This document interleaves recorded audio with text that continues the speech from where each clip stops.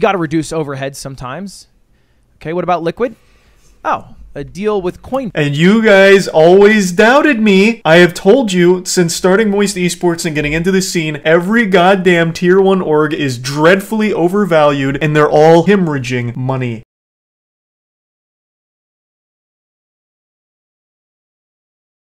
So, I don't doubt that they did a legitimate third-party investigation on all of the Miz stuff.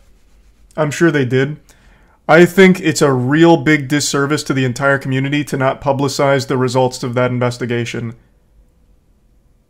I wasn't there, so I don't know what the truth is, but I imagine the investigation would have come as close as possible to finding the truth, and since all of this was in the public discourse, why wouldn't you release the findings of the investigation publicly? I feel like that's just a huge misstep. Like, it's hard for me to, like, just believe it. Like, why not show the results? Yeah, Tiana's watching, what the fuck's it called? The Recruit? Or something? So right now, Miz board duties are suspended and he's under a monitored probation with OTK, but he is back to being a member. And like I said, I don't doubt they went to a third party since they listed or named the third party investigation, like the organization that conducted it. But they needed to publicize that publicly so everyone could see the information, see the evidence, and then decide for themselves if this is a situation that was misunderstood, misconstrued, and make their decisions themselves. Because just taking the bland is the wrong word, but taking like the PR statement at face value is going to be super, super hard for most people, including me. I would have liked to see the evidence that was picked up by the investigation team. I don't know why they wouldn't make that public when everything else about it was public. So you need to prove it publicly, I would think. That's how I would have liked that to be handled. I'm sure it involves testimony which can't be disclosed. Okay, I don't need specifics. I don't need to know every participant's social security number. I just mean like the general scope of what they investigated, how they conducted it, what did they find in a general sense, and then people can draw their own conclusions from all of the evidence that was collected by a neutral third party, and everyone then can make their decision on do they forgive Mizkif, should Mizkif even go back to OTK, and all of that. I just really think that should have been a public thing from the investigation report. Should have been a press release from the law firm. Agreed, yeah. And of course you can redact sensitive information. I don't think there's any merit in seeing very particulars about people involved. Just giving like the actual general evidence that you have collected would be sufficient. You don't have to put anyone's safety in jeopardy. But since all of this happened very publicly, it should all be revealed publicly. Yeah, watch Lud's vid. Why does he have the does he have the investigation reports? This is kind of quiet. Is this quiet on stream for you guys or not? Let's just take a look at the Forbes top 10 most valuable esports companies. At the top, you can see TSM, 100 Thieves, Liquid, and FaZe Clan. Well, let's just take a look at TSM. How are they doing? Oh, they had a deal with FTX jeepers. that got suspended. Zoinks. $210 million. Okay, that's all right. Well, how about 100 Thieves? Are they? Oh, they laid off a bunch of people. Okay, well, you got to reduce overhead sometimes. Okay, what about Liquid? Oh, a deal with Coin. And you guys always doubted me. I have told you since starting Moisty Esports and getting into the scene, every goddamn tier 1 org is dreadfully overvalued and they're all hemorrhaging money. Just because they have those big fat like financial end of year statements like this doesn't mean they're profitable. In fact, up until the FTX collapse, TSM and I think it was 100 Thieves were the only two turning any meaningful profit, and 100 Thieves was making profit entirely off of the companies they absorb, which is, you know, they're doing merch. They recently bought like Respawn chairs, I think. And then they also have their keyboard company. They're making it on things that aren't esports centric. It's like accessories in the space. Esports as a whole has like a 15x multiple on their valuation, which is ridiculous, and none of them are making money. Because I like esports, and I like anyone who takes an attempt at making it work. It just doesn't seem like the economics of it match the ambitions of a lot of the people inside of the sphere. What does work, however? Content teams, influencers, signing content bits creators, deep in which a lot of esports orgs do, AV. and that seems to be the profitable part of their business, and it's also what some content teams do. I mean, take offline TV, for example. You put all these people in a room, they print out multiple million view videos that they can sell giant sponsors on. I mean, pretty much every one of their videos has a sponsor, and they're getting buku bucks for that with pretty low overhead because they each have their own individual careers. Now, imagine you could combine the content team of OTV. No, Moist Esports is very, very, very, very far from profitable. It's not even close. Lettuce said nothing that's wrong right now about esports. It is not a profitable scene. None of the orgs can actually figure out a way to make money from esports directly. It's all through like the accessory stuff. Like again, 100 Thieves and their merch, their chairs, their keyboards, shit like that. None of them are properly monetizing the space, but everything is so overvalued that everyone for some reason has this desire to get in. So it attracts a lot of venture capital. Why are esports teams so overvalued? Because the space has become like a gold rush. So esports is blown up. It's a multi-billion-dollar industry now. So that's attracted a ton of the old money who sees the numbers and they're like, wow, this must be like a great space for making cash. Like, for example, Vinnick, the owner of the Tampa Bay Lightning, owns Team Liquid. And you're telling me he knows anything about gaming? Absolutely not. It's just all of this old money saw these big numbers and they got into the space, which drove the value of every esports org through the goddamn roof way too quickly. So now everything just has a massive, massive, massive overvaluation. With maybe the more yeah, rigid Shaq owns structure of NRG. an esports org. And you end up with something like OTK, One True King. A streamer-backed esports org school. that doesn't really do esports. I mean, they had a team in World of Warcraft, but they dropped the team, so they're pretty much just sticking with the good old-fashioned content creator route, which is smart because they're not only able to sell sponsors on the watch hours of all the people inside the org, they're also able to sell things directly to consumers with businesses they start, like Starforge Systems. I mean, this is a good question, actually. Outside of talent, what are the big costs of esports that stop them from making a profit? So, right away, player salaries are huge in the space, at least depending on the games. But player salaries are big because you have to think, you're paying 5 players plus a coach if you're in like something like CSGO, and a manager, and travel costs for 6 people. And you don't make any money off of the events unless it's like a major prize pool, and even then it's only a percentage. Now, Moist Esports, we make 0% when our teams win. That all goes to our players because for us, it's just fun content. I stream it, I watch party it, people sub, maybe people buy the merch, so it kind of offsets a little bit, but never actually comes close to breaking even or anything. But it's worth it for me because of the content. But for like a normal esports org that has venture capital backing, all of that budget is spent on the salaries, the travel, in the hopes that they win a major where they make usually like 20 to 30, well, it really varies, but let's just be safe and say somewhere between 20 and 30% of the prize pool. And that's, you know, take something like Rocket League. You know, that's, let's say, first place at one of the regionals. You get 90K. I think it was 90K when we won the spring major. So you're taking 20% of that. That's still not a lot for a major esport. So you don't make a lot of money from winning. So then you have to try and make it elsewhere. So you're spending tons of money on these salaries. So what do? In some esports orgs, they get really shady, in my opinion, and they start taking from their players' revenue on stream. I don't know how common this is anymore, but when we first got in here, that seemed to be pretty common. So the org actually takes a percentage of their stream revenue in order to try and make some of that money back, which I think is fucked up. But that was another way that they tried to monetize the esports scene. And that still isn't a ton, because the streamers, they're still making the lion's share, the org's getting a percentage of that, and they're still paying tons of money for the salaries and all of the teams built around them. So, what else do? Well, they try merch. Merch is usually pretty good, but it's not the hardest hitting because not too many people are running around with... we'll just use... What's a good one? I don't want to do phase. I'm trying to think of a more, like, less... We'll say G2. Like, merch is good for G2, but no one's buying tons of G2 merch every single time. Plus, the players promoting it, like, it doesn't feel genuine most of the time. And as, like, a viewer, you're not going in there, like, listening to one of the players talk about the merch and be like, oh, he's talking about it because he really likes it. It's a contractual obligation, and everyone knows that. So they're not super interested in just buying it based on that.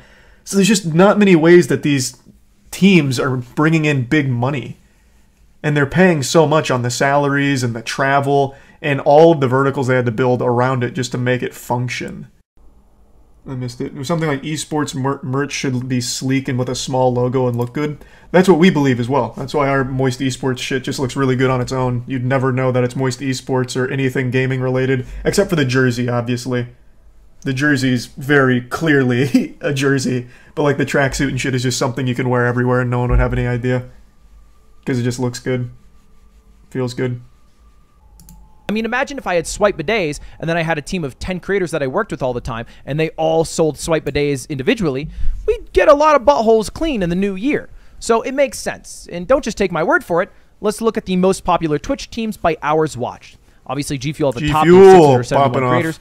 XQC's org, he's up top there. Loaded, they have a bunch of big creators. And OTK's fourth. They're fourth with only 14 people, and a couple of their creators barely streamed over the past year for reasons we're going to get into. Now, I haven't made any videos about OTK because, well, none of the individual pieces felt substantial enough to talk about for longer than a couple of minutes. I thought it looked good deep. But enough has happened over the past year, and especially with the update last night that ended the investigation on Mizkif, that I feel like we can talk about it all today. Now, we're going to get to the investigation with Mizkif at the end, but first, let's do things in order with what started off their terrible month of December, and it involves another one of their founders, Rich Campbell. Now, Rich Campbell, if you don't know, is a esports host turned streamer who did a lot of maybe the more business side of things behind OTK, and one of the people that reacting he used to you, to be in a reacting to relationship him. with hey! on Twitter, dropped a tweet longer. Hope you're having a great stream, big guy. Esports needs sponsors. Nope, esports has tons of sponsors. It's just still not enough to make up for the massive cost and salaries and all of the people that are required to make teams and run the orgs. Like shit, TSM has, who is it, Chevrolet? Fuck. Mercedes? Like every major car brand is in the esports scene right now. I said this before, Moist Esports almost got Jaguar. I always exaggerate that, but they were interested for like a day. But like the thing is, most big car brands are in esports. Like that's not an issue, but it's still just not enough to offset the huge costs. You have to think about, I see people keep comparing it to sports, like how does sports make money? Well, there's an obvious difference between sports and esports. When you own a sports team, how do you think you're making the most amount of money? Ticket sales, to go watch your team play. The beauty of esports is you don't have to go anywhere to watch them. You go on Twitch, you go on YouTube, and you watch them for free. Like you're not selling tickets. It's a totally different landscape. TV contracts as well. Yeah, it's so different. And I guess merch, because sports has been around for so long, it's like cool to wear sports merch. That's fair. Esports isn't there yet. Like no need to pretend that it is. Esports isn't on the same level as normal sports merch yet. But yeah, tickets is still a huge part. TV contracts still a huge part, obviously.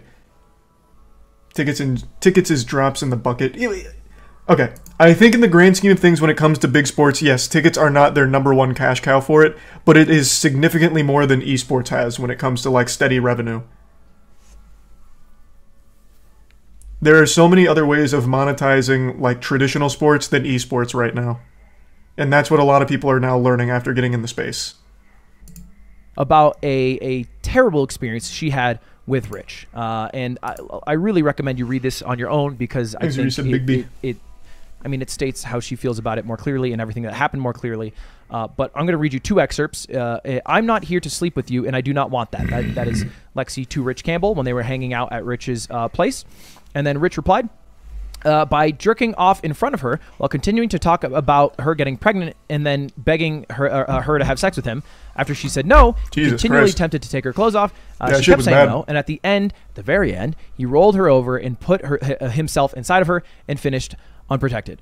that was hard to read. But it is a clear picture of sexual assault, rape, just outright. Now, Rich hasn't replied to this yet, but there were a lot of text messages that backed up them being together at that exact moment, him asking her to come over, etc. And it ended off with a text from him to her right after it ended with the same timeline saying, "You okay?" So I believe the account.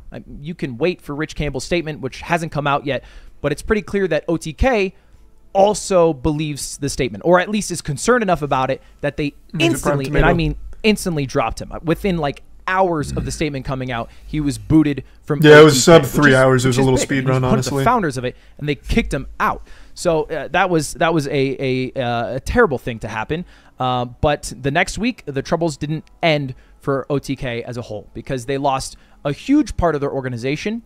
Jay Schlatt. Now, it doesn't take a rocket scientist to tell you the value that Jay Schlatt has on the YouTube algorithm. He's one of my most viewed videos on pretty much every single one of my channels, and he's part of the reason why Mogul Mail even exists today, because the weekly slap is what inspired me originally. And he mutually agreed to leave OTK. Now, it might not seem like a big hit because, you know, he's not much of a streamer. He doesn't stream too often. But he's a huge content creator. Didn't even know he was in OTK. But if you look at OTK's YouTube channel, that has almost 600,000 subscribers, that was built by Jay Schlatt. Let's just take a look at the top 10 most viewed videos. 9 of them. Well, you can even just look at the newest videos. Every single one of them has Jay Schlatt. 13 of the top 15. He is tier one, so OTK YouTube, and I think that's a big thing to lose. And then the week after that, which was actually just last night, we finally got the end to the investigation on Mizkif over the alleged sexual assault cover-up involving his best friend at the time, Crazy Slick. But even if we just ignore the entirety of the investigation, I think it's pretty safe to say that a lot of the allegations made in the original tweet by Trainwreck were outright false. I covered this in a video I made yesterday called I Lied, but if we just go over it one more time again, there was no blackmail. Cody in the Prime Not an iota of blackmail was seen. When Train said, "Are you going to send Maya and Mitch to kind of backpedal real quick though, I don't think anyone was like initially talking about OTK investigating themselves, because they did immediately make it clear they were sending it off to the Jackson Walker LLP, or a third-party investigation firm. I think the reason why people are saying that now is because they didn't publicize the results. Of course, I haven't finished the video yet. I wonder if Ludwig has the same take on it that I do, but I think it's a huge disservice to take something so public and then privatize the information that was found. It makes it very hard to take their word for it and trust everything was done fairly, over the board, everything treated equally, and reaching this conclusion. I think that's why people are saying they investigated themselves and found themselves guilty of no wrongdoing or whatever.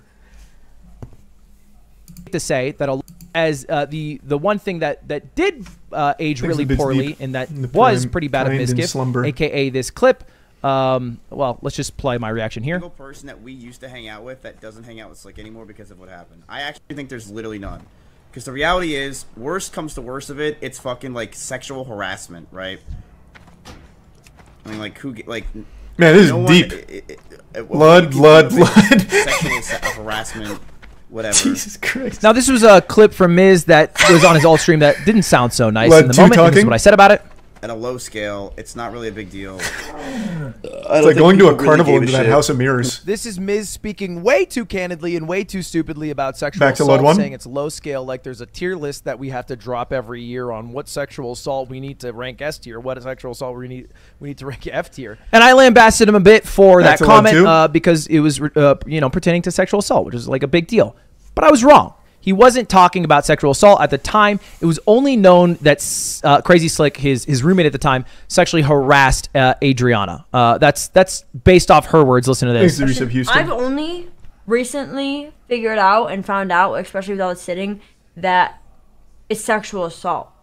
So I feel like that covers it. I'm just playing that clip again because it is totally coincidental that I happened to upload that video yesterday or 2 days ago, and then they did this announcement yesterday. Now, I never made a video about this. I never really talked about this, so a lot of you might not know. But after he had a really awful fucking the initial apology stream that Mizkif made on Twitter, he kind of went radio silent for a while. He didn't stream for a long time, and then he suddenly was like, I'm going to come back and I'm going to stream. Fine. And it was also after redoing that apology on Twitter 5 times and every time missing like the actual problem with it. It was rough. Like, that whole series there was an absolute disaster. But his comeback stream was, to put it lightly, embarrassing. It started with an hour of him basically stalling because Hassan and XQC were both reacting to him to try to see what he was going to say about the investigation, or what he was going to say about the entire situation. Jesus, 2022. And Mizkif, in response to this, played Super Mario 64 and said, "I'm going to keep playing until you guys stop watching me." And they didn't. So then he eventually ponied up, and then he said, "I have no news." Which by itself would just be like, you know, kind of embarrassing. But then he also had this moment, which was really just dumb. No matter what, dude, one of my things... Now, this is a tattoo artist who talks about how good he is at cover-ups, specifically with bad tattoos. I am a master at cover-ups and reconstruction. Me too, for 4 years.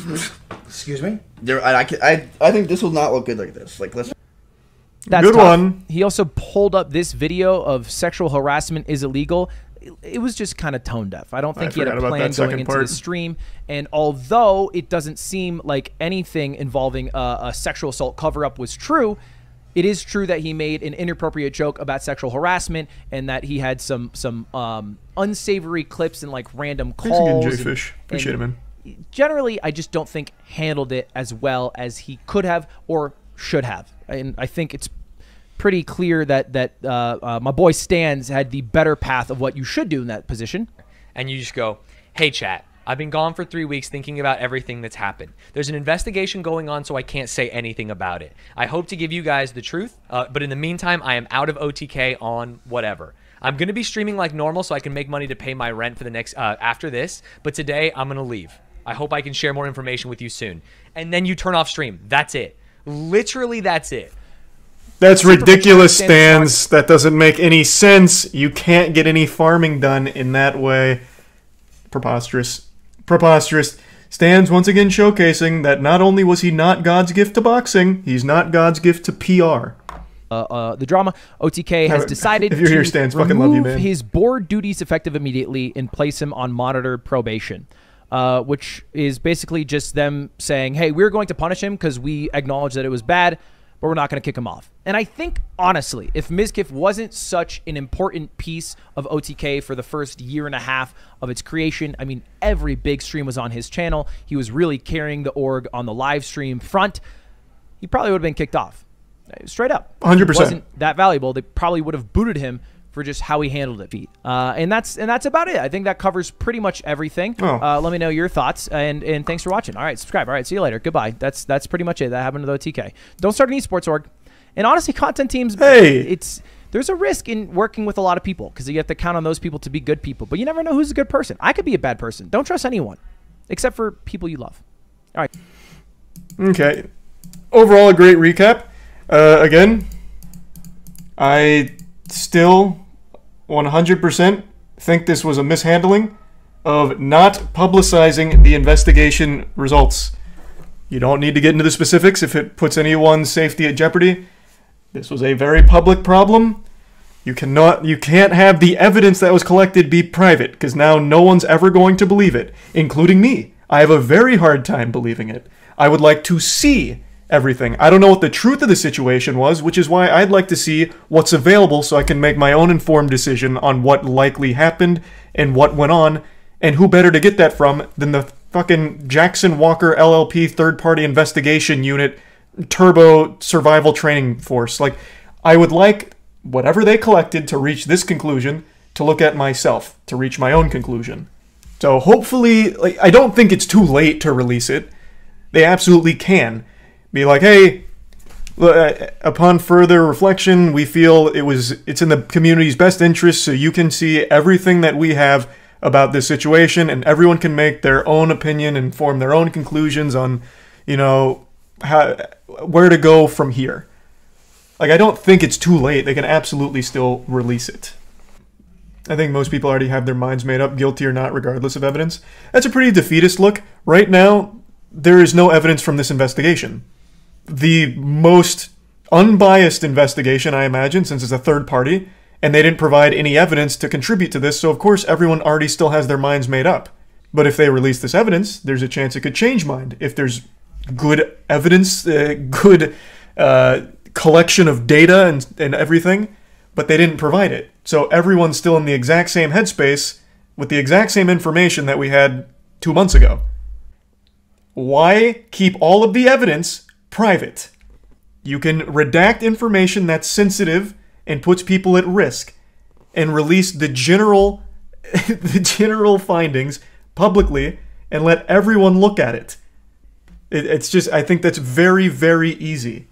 I have a hard time looking at this and just believing everything was great. He was innocent on everything that they investigated.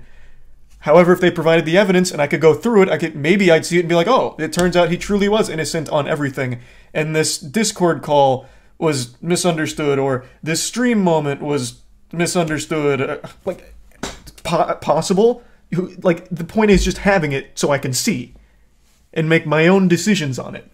That's all I'm saying. If you're at the point where you're going to doubt findings from Jackson Walter, you're probably not going to believe the report. Again, it might not change everyone's mind. Might not change anyone's mind. I just think it's important to have for the complete picture on everything. Of course, I think the history of Twitter has shown us people will disregard things that don't fit with what they hear. Yeah, I did see that. Did you see the Michigan quarterback's dad copping a feel on national TV? I saw that floating around on Reddit. That was pretty goofy. Yeah, apparently that was his son's girlfriend too. So they all celebrate and she turns around and the guy's like kind of getting little like touches and like squeezes on her tuchus. Let me see if I can still find that.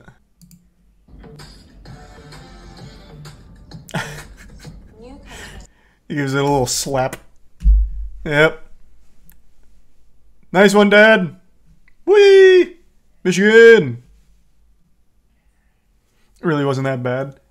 What the fuck? Like, yeah, of course you didn't go like squeezing and sniffing and everything, but yeah, that's still fuck. That shit is so weird. Especially knowing that that's his son's girlfriend and it's on TV. Like, it's still not... Still slyly copping a feel is fucking weird regardless. The fuck do you mean? But yeah, it's not the most bold attempt. That still goes to that guy who went into a bank and got on his hands and knees and started sniffing a girl's ass while she was waiting in line. Did it like 3 times. I don't know if I could ever find that video again. I don't even know what the fuck it's called. That was in a gym? No, the one I'm talking about's in a bank. How often does that shit happen? Because I'm talking about the one in a bank. Find it? Let me just type in those particulars and see if I find it. I know which gym one you're talking about. That's not who I'm talking about. Ah, yeah. Here it is. This is the one I was talking about. Can I show this on stream? Let me double check.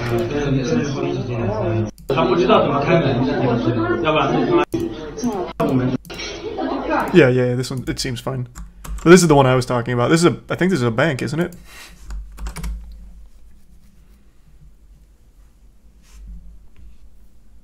I think it's a Tier 1 Galactic in the resub Garcia and Neff.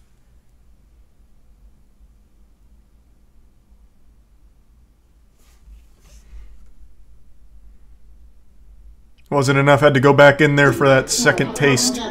The encore. Then he flew too close to the sun. Mission failed. I'm pretty sure, I don't know if this is true or not, I'm pretty sure I remember reading that he got arrested. So, all's well that ends well, I guess. But yeah, he was getting in there. Man was actually sniffing dingleberries out of her ass. Bro had to do a triple take. Yeah. He kept going in. Gluttonous. This is a skit? News to me. What's the skit? Because this just looks like someone recorded security camera footage, like one of the guards. It'd be a weird skit. This happens shockingly often, at least more often than you'd expect. Wow. I actually forgot how into this he gets. God, good fucking lord. Wow. That's the first one. That's the first one. Dirty motherfucker. Wait, bro, it gets better because now he's about. Now this guy I know got arrested for this. Oh well, I guess I God. can't say I know, but I read from multiple sources this guy did get arrested. before, Greg. Oh my god. I'm having fucking. Oh shit. Like he's going in there like he's at like the icy machines at a gas station. So I had to do the second video. What did they call it in Encino Man? There's the fourth time he comes in. Squeezing the juice? Or wheezing the juice. Oh shit. Yep. The old quadruple take. Literally so fucked up. Yeah, Wow. which is why I got arrested for it, man. You can't be doing that kind of shit. I don't know why you'd want to do that kind of shit to begin with. But yeah. Fucking degenerate. What's the charge for that? The fuck do you mean with the charge for that? I think they go for, at bare minimum, sexual harassment. Public indecency, it not at all applies to that, I don't think. But easily, like, sexual harassment, or even up to assault, considering he put his face in her ass. So I'm pretty sure that crosses the assault barriers. Minions video on Logan Paul. I saw he posted it. I haven't had the chance to watch it yet, though. I am so excited. Maybe tomorrow after Logan Paul's video. I'm so excited for Logan Paul's video tomorrow. I cannot wait to see how he tries to defend himself. Thought it was on the 3rd. He moved it up a day. He's doing it tomorrow. He's gonna make so much money out of it too. Probably. But the reputational hit he takes, I think, voice crack loses him more money than that video will make. It's not gonna sink him, unfortunately. Even though he's kind of dead to rights on the CryptoZoo scam, I don't see how he wiggles his way out of it. I'm very open to be proven wrong, but I just don't see how it's possible. But regardless, his career's not over. Coffee saying it might be a ploy for people to buy even more Zoo. Yeah, I was talking to Coffee about it. It seems like the only thing that comes from this is Logan Paul winning. Because people are already buying CryptoZoo dip, even though it's a fucking blatant not working product. And people are still buying it. Why buy something that's not even fixed? You have to understand the kind of people you're dealing with when it comes to the crypto space. Every single one of them's not there for the product or anything. They're there with the false belief that they're somehow going to make money off of it without ever realizing they're the ones getting the scam, not the ones scamming. They're not in on it. They're just victims. They bounce project to project getting fucked and never learning from it. So right now the people buying the CryptoZoo dip are under the impression that when Logan Paul talks about it, the price will go up and they'll sell before they lose their ass. Maybe some of them will. Possibly. Most of them won't. They'll once again just lose more. You think crypto scams will start dying out? I think they already have. NFTs are dead. Which by extension has meant most cryptos are dead. So yeah, they're already dying out. You see Logan Paul bombarded his friend for his religious beliefs. This was super cringe. I did see that. This was actually ahead of CoffeeZilla's video. He tried really hard to do the enlightened atheist Redditor thing here on his show. And it was just fucking awful. I don't know what he was thinking. Like, regardless of your stance on religion, why confront your friend about it in such an aggressive, condescending way? I really think he was trying to score brownie points, like, once again going for, like, the safest possible stuff. Like, oh, okay, most people, like, make jokes about Christianity, so, like, yeah, they'll probably like this. But he committed so hard to it, and he fucked it. You guys, I won't play the whole thing, George. But it's bad. I've been bullying him so hard. I thought this was so funny, bro. Logan Paul put out a new Oh, come on, where's just the core? I don't want to go through this. I just want to see the core components here. Oh, here. A lot of progress happens with a lot of work, right? So if a bodybuilder's buff, he had to work out a lot. He had to eat. He had to make the right decisions. What about steroids? So you guys have made great decisions when it comes to business. You guys have made that didn't age well. When it comes to like a lot of things, but what you guys have cared to ever open up is that spiritual side. So what I would really, really, really highly suggest is tap in, and I'm not suggesting mine, but I'm just saying tap into one. And see. Is this not the right clip? Emotions, because emotions. Oh wait, you're right. This is George talking about it with him. Does he not fight him in this? Spiritual value. I'm spiritual. I'm very spiritual. I pray every night. In fact, wait, what? It's not, what you do? Since when? I pray every night. I pray twice a day. I'll pray right now. I'll do a prayer right now. Like I. This is from 9 months ago. Wait, you're right. Well, he changed his tune real quick. What the fuck? Okay, that didn't last long. Alright, within 9 months he logged into Reddit and found atheism. I don't know. Okay. even more in line with what I was saying, he's just very fake. He chooses whatever he thinks is the most like lukewarm stance and gets aggressive about it. And he tried it with Christianity against his friend George here, and it didn't work. It's so fucking bad. Like, it's embarrassing to listen to. Is it this? This is just a YouTube short. Because I'll be honest with you, bro. Jesus Christ fucks. Oh, God. Genuinely, I know people that hate me, that treat me better about my faith than you, and you're my best friend. So, like, one that really hurt me is you told me I need a therapist because I believe in Jesus.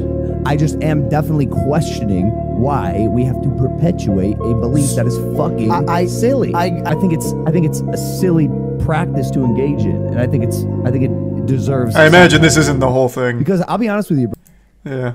Yeah, he went on and on for a little while post that. Even still, it's just dumb. It's just still stupid. But yeah, he changed real quick in 9 months, I guess. Very, very good arguments. See a therapist because you believe in Jesus. Look, man, I'm not the most religious man in the world, but I don't mind people who are. By all means. Like, whatever makes people happiest, go for it. You found answers, I'm happy to hear it. It's such an easy thing. Hey, you know, I'm not that spiritual, George, but I appreciate you looking out for me in that way. Like, it's just simple, and then you move on. You know, it's easy. Or if you want to joke with your friend about it, do it in a more entertaining way. It's not about what makes you happy, it's about the truth. You will never find the fucking truth. That's the whole point. There's a level of just belief and faith you have to have, no matter what. The truth is something that will legitimately always elude you when it comes to the biggest possible picture. There's no point in being that fucking douchebag who's like, no, but it's a fucking 10,000-year-old book of garbage. It's all a lie. You don't have to believe it. It's fine. I just don't see the point in shitting on the guy for it. But you can make jokes out of it. I don't think there's anything wrong with that. I make plenty of jokes with my friends, like, on the podcast. Like, it's fine. But it's never at a point where it's never coming from a place of, like, hatred for it. Like Wendigoon, when he came on, he was telling us all the biblical stories. None of us are that religious, but we appreciate his faith, and we welcome it, and we love learning about it. It's a simple thing. It's a very simple thing. There's no point in being that guy. It's like, that's not the truth. That is not the truth. You shouldn't believe that because it's not the truth. Paradox crypto update. Sure, let's take a peek. It's holding steady at that 3 cents. Kind of a, you know, bittersweet victory, but yeah, it's holding there at 3 cents. I have to imagine development on that game's coming along great, though. Is it the end of Logan Paul after mocking religion and scamming? No, man, what the fuck? No, it's not. It is so far from the end of Logan Paul, and the making fun of religion is going to be the last thing that would have ever gotten him taken out. He wouldn't have lost his empire from mocking religion. It was just another fucking goofy, embarrassing moment from him. Even the scamming, as horrible as it is not going to lose him shit. Legitimately, like, a heinous crime. Scamming's horrible, but it's not to the level of, like, a sex crime, murder, shit like that. Those, I think, would be the only things. It'd have to be, like, a crime that he faces real time for. He survived showing a suicide victim. Yeah, but as bad as that is, that's still not a crime, per se. So he always was going... Like I've said a million times, no matter what you do, no matter what you say, no matter who you are, if you have a following, you will always have a following. You will always have people that support you no matter what you do. And they'll just write off anything that makes you look bad. You will always have a following. The only thing that would sink someone of Logan Paul's size is legitimately a fucking crime that he cannot defend himself from. He could film a dead body tomorrow, post it on YouTube as a joke, as like an anniversary from the 5 years of the suicide forest, and he would still be fine in a month. You keep saying, like, EDP, but you guys realize EDP still has a huge audience on TikTok that unironically support him. He lost his following in most places, but like I said, no matter what, you will always have a following, no matter what you've done, no matter what you've said, unless you are actually facing time for what, like, a crime. EDP is an open pedophile. A history of it, and still has an unironic following on TikTok, and a big one at that. Is it Chris D'Elia, which is what I've always said, or is it Chris D'Elia? How the fuck do you say his name? Yeah, I know everything about that guy. He was one of my least favorite stand-up comedians way before all of his sex crimes were known. Dahlia. Chris Dahlia.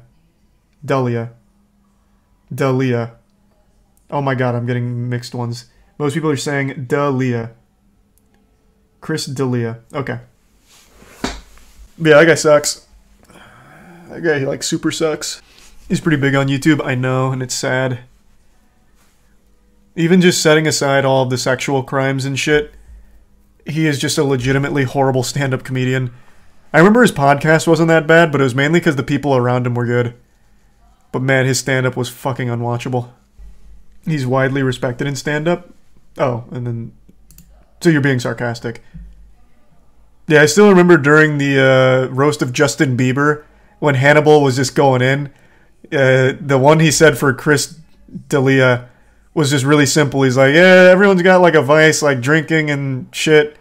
But Chris D'Elia, his only vice is telling horrible stand-up. And I was like, God, that's the truest thing I ever fucking heard in my life. He's not nearly as bad as Amy.